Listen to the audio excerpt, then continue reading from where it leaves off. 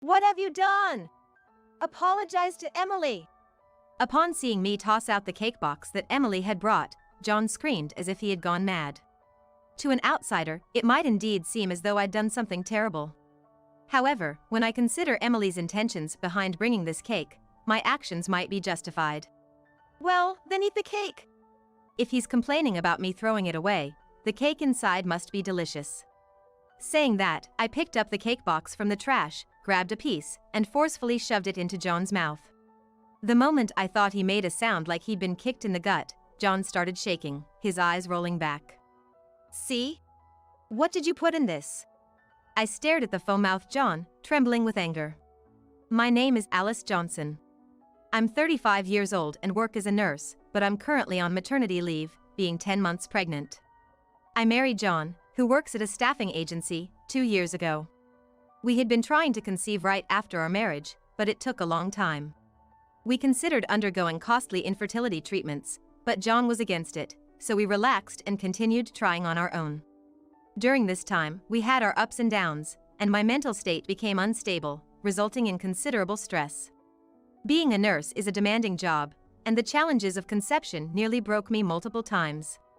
However, this year, we finally succeeded. So far, the baby has been developing well. Still, I've always been anemic, so doctors have told me to be careful. Anyway, I worked until the last possible moment, started my maternity leave a month ago, and have been preparing baby necessities. I was looking forward to the baby's birth, just planning to pass the time with some occasional exercise. I never expected things to turn out this way. There had been signs from a while back. Marrying John wasn't straightforward, and I often wondered if I should marry him at all. The reason was that he had a daughter, Emily, who was in her second year of middle school at the time. I met John on a dating app. While there are various tiers of dating apps, the one I was using wasn't specifically for marriage-minded people but more casual dating. Being new to the world of dating apps, I felt hesitant to jump straight into marriage-focused ones. At the first dating app one ever signed up for, I communicated and met with several men, but the one who felt just right for me was John.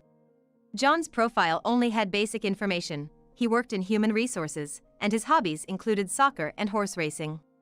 It gave me no clue about his personality. Yet, I felt a connection and hit the like button, and when John liked me back, our messaging began.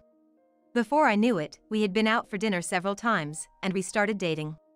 John was 3 years older than me, but he had this innocent, boyish charm which I found endearing. So when he told me, "Let's get married. But there's something I need to tell you," I was taken aback. "What do you need to tell me?" "Well, I'm actually divorced and have a child." "What?" His revelation was so shocking that I was left speechless. Looking back, it wasn't something to be confessed before marriage. Probably on a marriage-focused app, such circumstances would need to be disclosed, but the app one was on was more casual, aimed at dating. I couldn't complain since I felt it was like being caught off guard. "Well, let me think about it."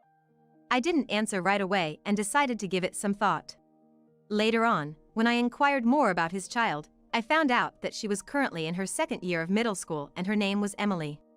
I asked if I could meet her, but he brushed it off, saying, "She's in her rebellious phase and doesn't want to meet anyone. But trust me, she's a good kid at heart." While she was indeed a teenager, I wondered if it was all right for her not to meet someone who might become her mother. Still, she'd be an adult in a few years, and John assured me she was a good kid. I decided maybe she was just an easygoing child, not making a big deal of her mother's role. At that time, I felt like I was trying to persuade myself because I wanted to marry John so much. Eventually, I gave in and we married, leading to my first encounter with John's daughter, Emily. Emily had a short hairstyle and tan skin, looking every bit the typical middle school girl. She stared at me intently, possibly out of nervousness, so I tried to speak in the gentlest tone I could muster. "My name is Alice. I know it will take time to adjust, but let's try to build a relationship step by step." I tried my best to be considerate, but Emily suddenly snickered. "I thought Dad would bring someone younger. He likes young women, you know? My mom had me when she was 18.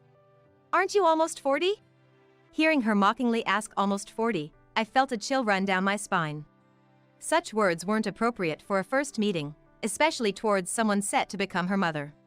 I looked to John for help, but he just gave an awkward laugh and said, Hey, who said I like younger women? Without really defending me.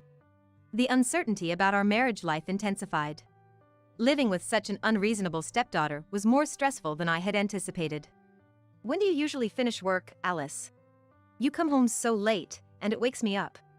If you can't finish work within regular hours, doesn't that mean you're incompetent? Why fish dishes 2 days in a row? I hate fish. Don't wash my clothes with yours. I don't want them to smell like your sweat. Emily, who constantly nitpicked and snickered about everything, irritated me. I was amazed at the sheer number of complaints she could come up with. At first, I brushed it off as childish nonsense. But as her verbal jabs escalated, the stress from our attempts to conceive piled on, and my health deteriorated. My body, which was already prone to anemia, suffered further from it, leading to a hospital visit. Yet, even seeing me in such a state, Emily only sharpened her words, saying, "Ah, finally, some peace without Alice around." What was worse, these verbal attacks took place when John wasn't around. In John's presence, Emily would become silent, portraying herself as a typical rebellious teenager. That infuriated me even more, but I kept reminding myself to be patient until she became an adult. After enduring Emily's harassment while trying to conceive for a bit over a year, I was finally blessed with an angel in my belly. However, around that time, whether John got busier at work or not, he began coming home late every night. At worst, he wouldn't come home until the next morning. I can't say I never suspected him of infidelity, but my instincts told me there wasn't another woman in John's life. Of course, my pregnancy wasn't going to put an end to Emily's harassment. If anything, it would not be an exaggeration to say that the harassment became even more severe after I got pregnant.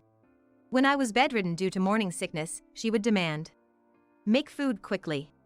If not, break up with Dad." And when I did make food, she'd complain, "This tastes bland." Throwing the meal I prepared into the trash. Given my morning sickness, I was cooking with less seasoning as I couldn't handle strong flavors.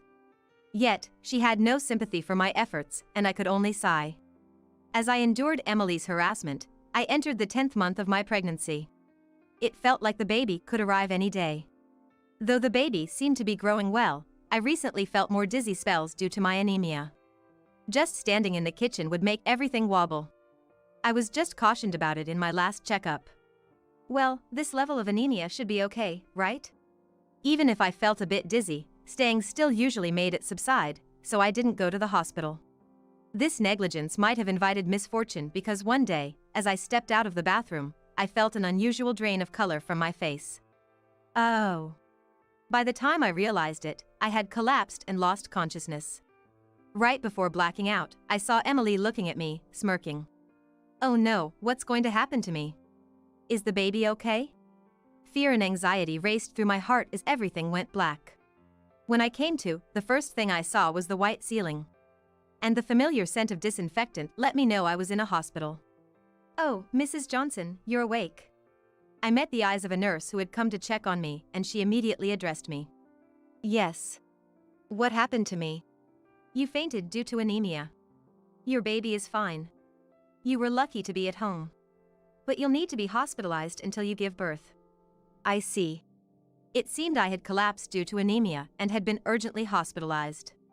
Emily probably called the ambulance, but the image of her smirking just before I passed out lingered in my mind. Still, being in the hospital felt safer than being at home, especially since I was so close to my due date. With John often coming home late these days, I would inevitably spend more time with Emily at home. If I had stayed home, I would have been continuously stressed until the birth. After the nurse said, "I'll come back later," and left, a mix of relief and anxiety left me feeling exhausted. I should rest for today. In the hospital room without Emily, I fell into a deep sleep. 5 days passed, and I grew accustomed to the hospital stay. The meals they provided were full of nutrients considering my anemia, and not having to do household chores was a physical relief. That being said, with my big belly, sleeping at night was uncomfortable. And every so often, the anemia would hit again, so I couldn't let my guard down like the nurse said. Yesterday, I got an unexpected call from a friend who was concerned about me. After some small talk, she told me something shocking. She seemed to have called just to share this news. Could that really be? I kept mulling over my friend's words and looking back on my life. Even after hanging up, my heart raced. I barely slept last night. Today, as I was reading in my room, the door opened. I thought it was a nurse, but to my surprise, it was Emily. Feeling better, Alice? She came in with an oddly cheerful voice. I was taken aback. Is she here to visit? It was the first time Emily visited the hospital, and John hadn't shown up yet. Of course, I reached out, but he didn't reply, perhaps due to his busy schedule. Seeing Emily behaving differently, I replied hesitantly. Yes, I am. Thanks for calling the ambulance for me. Usually, she's quite rude, but since she saved my life, I felt the need to express gratitude. I didn't really do it for you. I just didn't want to leave you lying there in front of me. But maybe I should have. Nobody would miss you anyway. Emily was back with her usual snark. Actually, she seemed even more spiteful than usual. But anyway, since you're okay now, I brought this. She handed me a small cake box. You're giving this to me? Yeah, a get-well gift. Emily smirked again, making me suspicious as I stared at the cake box. As I was pondering, the door opened once more, and this time it was John. You're late, Dad. Sorry, just had to use the restroom. John, scratching his head, noticed the cake box in my hands as he entered. You're back. It's been a while. Yeah, sorry. Work's been hectic, and I've been going out with the boss for drinks a lot lately. I felt uneasy as John offered unsolicited excuses. It's fine. I understand work gets busy. Exactly. As long as you understand. Anyway, did Emily give you that cake? Yeah, I just bought it. Emily puffed her chest out proudly.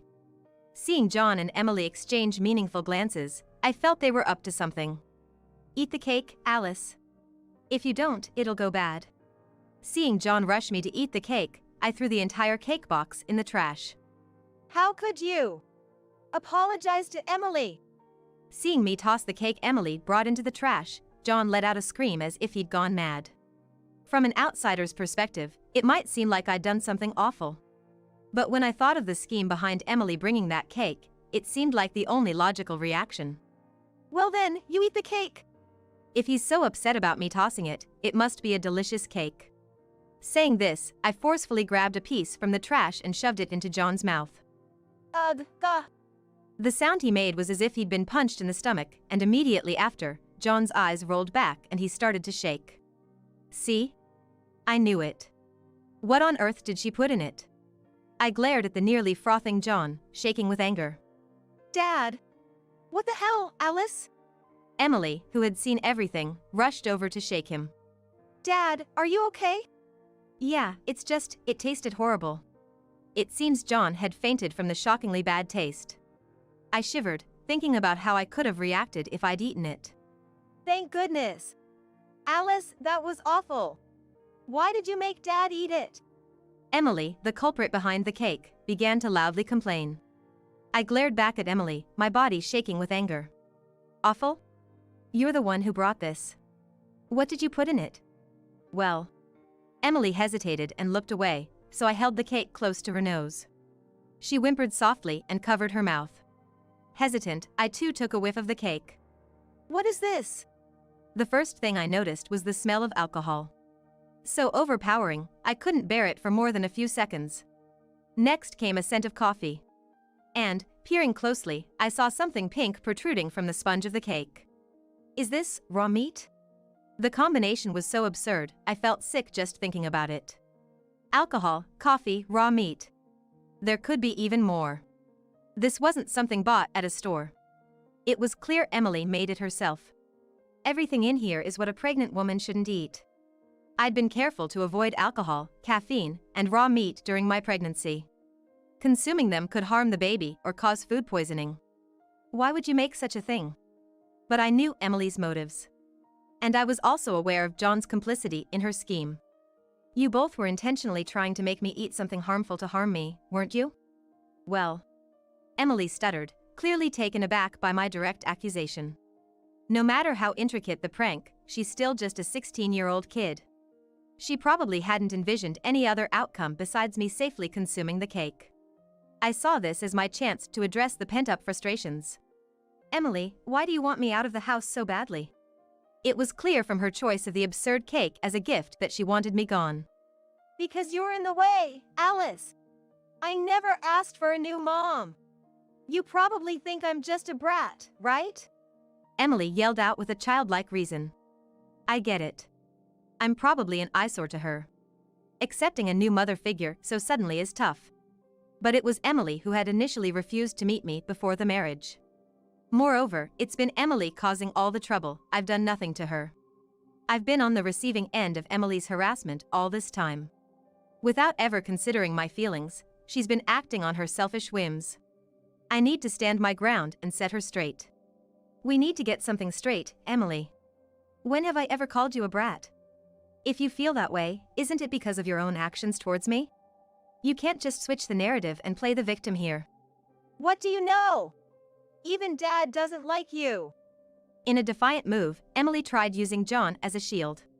John looked utterly drained after eating the cake. I turned to John, having something pressing to discuss. So I heard you got fired from your job? What? How do you? John flinched at my words. Hearing the word fired, Emily shot a surprised look at him. What? I got a call from a friend yesterday. We hadn't spoken in a while, and she told me she works at the same company as John. Her name's Ms. Young. Young, the manager. John murmured. Yes, Manager Young told me you embezzled company funds and got fired. I thought you were coming home late because of work. But were you out gambling every night, trying to make some quick money? And losing it all instead? Your monthly payments seemed like a regular salary, but were they just loans? Were you planning to get life insurance money from my death?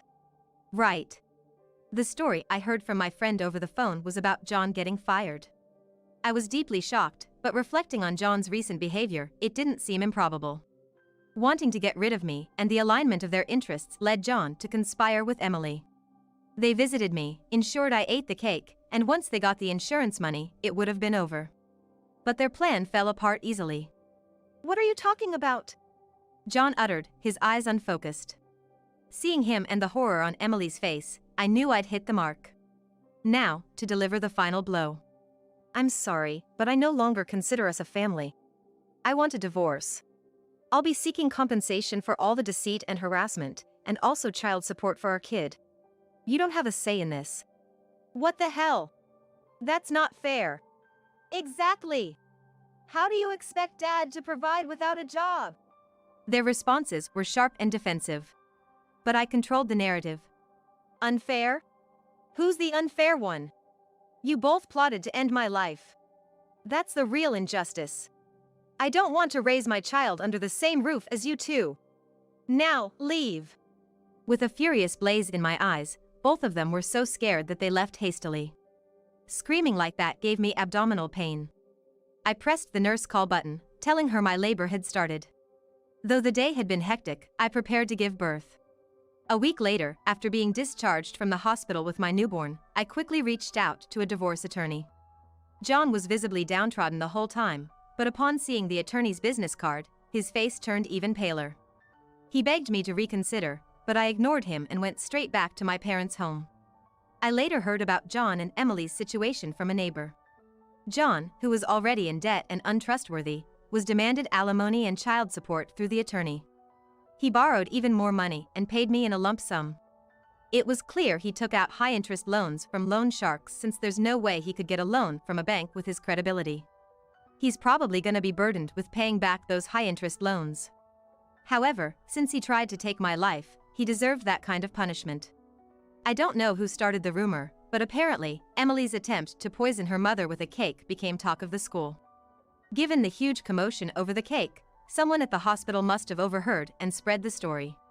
She became an outcast at school and seemed to have become a recluse. However, considering the money-strapped Johnson family, she had to work part-time to get by. Emily dropped out of school and started working. It's a sad story, but thinking about what she did to me, she should probably learn some life lessons from this part-time job. It might even be a good experience for her. Meanwhile, I'm living happily at my parents' home, raising my child with them. Being a first-time parent, there's a lot of ups and downs. But no matter how tired I am, my baby's cuteness melts away all the fatigue every day. Once things settle down with the baby, I'm thinking of returning to work. I'm looking forward to spending quality family time with my child and my parents in the future.